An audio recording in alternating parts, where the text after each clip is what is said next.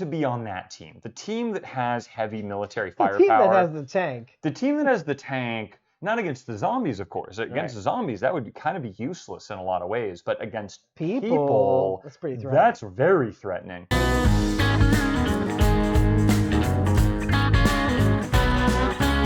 Out of all the settlements you witnessed on the show thus far, and despite the outcome, which to you seem to have the most promise? What we should do is we'll do a very quick summary of the settlements that I'm aware of, do a really quick rundown of some characteristics of them, and then I will give you my answer. Let's start backwards from the last settlement you know of. Okay, so I'm going to start from season 1. Okay. So, which in a way I guess doesn't count. So season 1, right? We can do this to track it right. So season 1, There's like a campsite. I think in Atlanta, right? Is the apocalypse has just happened. Zombies have taken over the world, and we're in the Atlanta suburbs, sort of outside of Atlanta. And we run into humans as they're just in these transient camps, right? They've got tents and things. Okay, that seems to be very useless. There's no defenses. It's just zombies show up. They attack people. They kill people. There's really no benefit of that. They go into the CDC for a second to try to find a cure. There is no cure. Spoilers, it came out in 2010, 2011, so I hope we're not ruining your day. That's exactly right. Yeah, and the CDC gets blown up using sort of like high pressure hydrogen bombs, something. Basically, it kind of goes away. Season 2, we have a farmhouse. So we've got a sort of a From old, kind of an elderly, vantage point. yeah, sort of an elderly man and kind of his couple daughters. They're just sort of tending this farmstead in this very idyllic kind of space. That eventually gets overrun by a giant wave of zombies, walkers, as you know, call them, at the end of that season. So season 3, in my opinion at least, is where it gets interesting. In many ways, at least for the earlier seasons. Season 3, I think, is my favorite season of the earliest seasons. Also, not least of which, because I think David Morrissey's performance as the governor is outstanding. Season 3, we have 2 separate settlements. One settlement is a prison that Rick Grimes and company, our band of protagonists, they take over. They run into a couple of prisoners there, some of whom are not great characters, and they sort of end up dispatching them in a very self-defense kind of way. So they end up running a prison, and then across or a specific cell block. Or a specific cell block, yeah. But they're sort of in that general, the property, right? The property lines. The prison is their territory, right? And then they find nearby a whole town that is sort of run at the surface. It's sort of this kind of nice, kind of old southern town where people are Woodbury. Woodbury Commons, run by the governor. Below that, there's something a little bit darker. The governor's sort of a bit of a maybe a bit of a dictator in the shadows kind of figure. The unassuming dictator. Unassuming dictator. Well, right. the governor. Yeah, the governor, right? Yeah, and what ends up happening, obviously, is a war happens basically between those two groups, with almost all of them kind of being destroyed. Both groups essentially are destroyed, at least as a tangible faction, right? And people are kind of cast to the winds. And then in season 4, it's a lot of, remember correctly, kind of. You do have. This will tell actually where exactly you exit. You do have the cannibals. Before season 5, right? Yeah, late season 4, season 5. Terminus, which is a settlement based around cannibalism. So these are a bunch of people. There's a vaguely almost spoiler alert. Spoiler alert. Yeah, sorry. We should put a time code in. Because they basically, when the prison gets destroyed eventually, our survivors see these signs to Terminus. Yes. All who arrive survive. Survive, yeah. Well, because they either end up eating other people or being the thing that feeds other people. Being food, human livestock. Right. Yes. And our band of protagonists takes down Terminus. They are not going to become human livestock. They are going to kick ass. Right. Well, with the help of one person named Carol. With Carol, yes. Carol, who is Carol's a pretty badass woman. But there was some tension there too. Like Yes. I have to hand it to them. Yeah. So didn't think many of them would survive. Yeah. But they all did. They all did. Yeah. So human society built around cannibalism as the chief source of protein. And season 5, we find Alexandria, Virginia. Is that correct? Yeah. Okay. So Alexandria, Eventually. Virginia is sort of this very, the way we describe it is the world as it used to be when they built a bunch of walls and they protected themselves from the apocalypse, essentially. So you've got this little kind of, in the context of the world, happy-go-lucky, kind of like a planned community. Yeah, like a planned community, like a planned sort of affluent, kind of waspy suburb town, throwing cocktail parties and Christmas parties and all this. They're very, I don't want to say ideologically pacifist, but they're not particularly focused on defense. Right, because they never had to be. Because they've never had to be, right. They've lived in this very sort of, this very nice world relative to everyone else. Right. Now, this is where my understanding of the show gets a little hazy, because this is around where I kind of fell off. My recollection is, and tell me if I'm incorrect about this, early season 6, Rick essentially takes over that community as the leader. That essentially the So you got up to the point where he kills a certain someone and Morgan arrives again. I think. Yes. So you got to 6. Okay, fine. Yes. I believe 6. Mm-hmm. Interesting. This is the point at which you establish the Rick-tatorship, where like this is not a democracy anymore. Yeah, vaguely around there. Vaguely around there. Fine. Okay. So of these settlements that you've just discussed, which of these appeals most to you? Which would appeal most to me? Well, the most. If we ask appeals, right? Where would I want to go for vacation? Well, I'd want to go to I'd want a vacation in Alexandria before Rick Grimes and the group shows up, and they realize the horrible truth about the world. You get points. You definitely get points. That's if I go on vacation. We sometimes talk about how Rick and his group don't exactly make things better. Yes. Or at least at first. Yes. If you were asking me realistically, either as a citizen, see, this is why we do this. This is so funny. This is why we do this, yeah. Especially while we're under the influence of some we finished prickly this pear smoothie. Didn't have to smoothie chug beer. it. Well, you know what we can do, Dave, dear viewers, we can open up a 4th secret beer. Oh. 3 Floyd's Apocalypse Cow. Let's get it open. Let's get it poured. You say what it is, and then I'll keep pouring. Okay.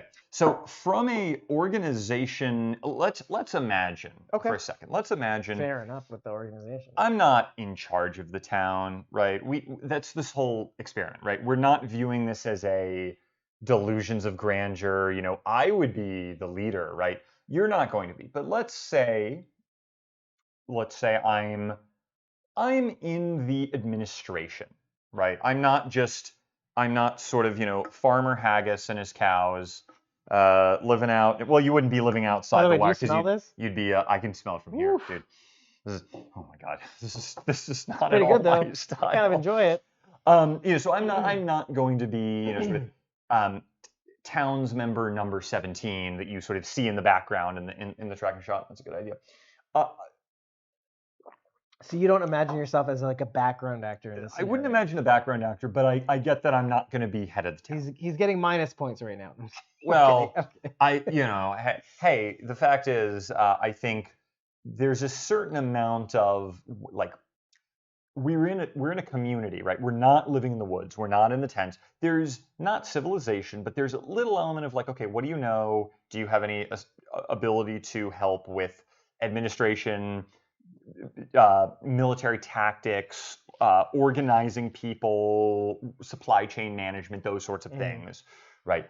And if you have some value added that you could add in that space, let's say you're not the leader, you're not the top 2 or 3 people, but you're in the administration, so to speak.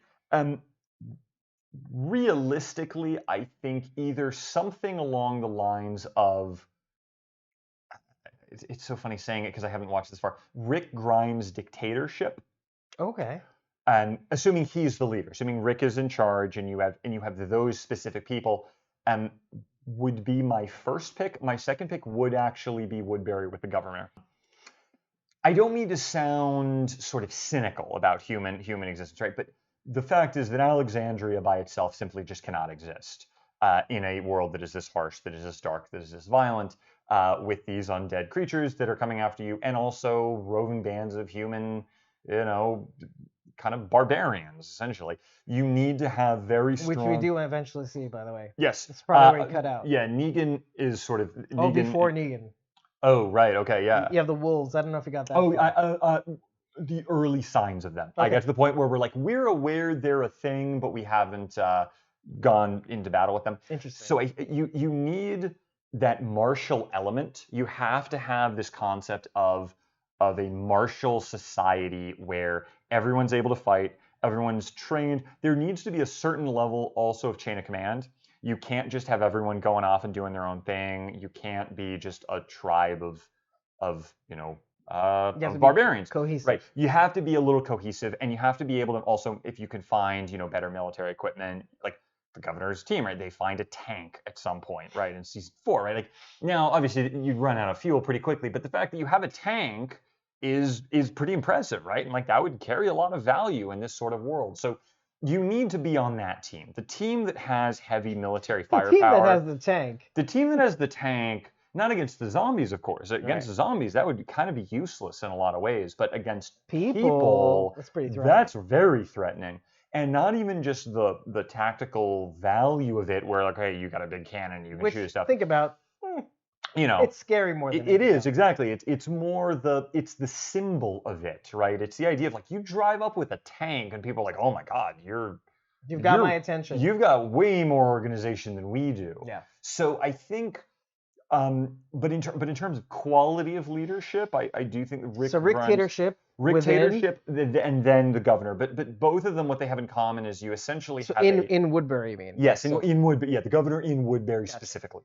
Is you have the basics of a human community, a human town, and you don't, and this is why I pick Dictatorship. And you basically have more adept fighters that have more knowledge about the outside with world. The Dictatorship is you have adept fighters, they know what they're doing, they know how to operate, both in small groups. They might need to work on their group, dynamic a little bit, where they sort of fight it, if we're deploying you as 15 people are now in a squad, we need to train on that, but we can figure it out. I can't wait to tell you what the right answer is. Okay. I'm almost done.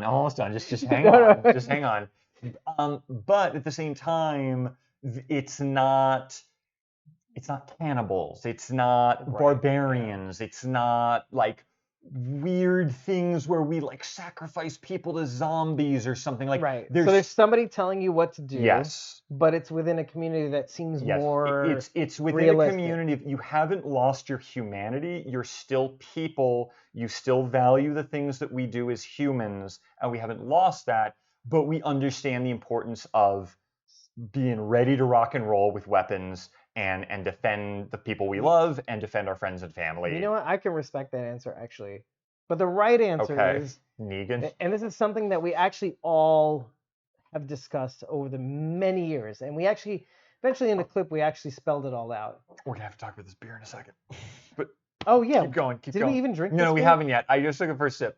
Okay. Keep going. Go. All settlements fall. Okay. Sorry. All right. I gave you a question that has a false answer. Okay. All settlements eventually fall. Okay. Except the final season. The final season. Okay. Perhaps. Maybe. But it seems like this one's going to survive, which I won't talk about. But that's the thing. Yeah. Right? So this is a perfect example of what we end up talking about, is that we witness many strong settlements for one reason or another. Sometimes it's fluke. Sometimes it's just internal chaos. Sometimes it's external force. They all, for some reason, end up failing, to the point where we hypothesize that this zombie's sense of smell is paramount so much that they can smell concentration of people in their blood. Interesting. That's where the herds end up migrating, is where concentration. We even talked about in another episode the hierarchy of the senses of walkers as compared to humans, and Right. what each loses first. So the humans, what they lose first, and what zombies gain highest. Okay. Let's just go through the zombies because the humans, I kind of forget the statistics right now because we're kind of a little bit drunk. We're But the good. zombies, We're good. the hierarchy of senses, contrary to humans, is smell. We as humans lose our sense of smell first. Zombies, their thing is, their paramount sense is smell. They smell blood, they're going for it, which is why we extrapolated from that. And this is canon too. This isn't something we thought up. No, I mean that sounds right to me. Just you telling me that, yeah. Which is odd because humans' sense of smell fails them first. So the zombies smell of blood. If there are higher concentration of people within certain settlements, zombies will go there. Which is why, for one reason or another, all settlements fail. All. Got it.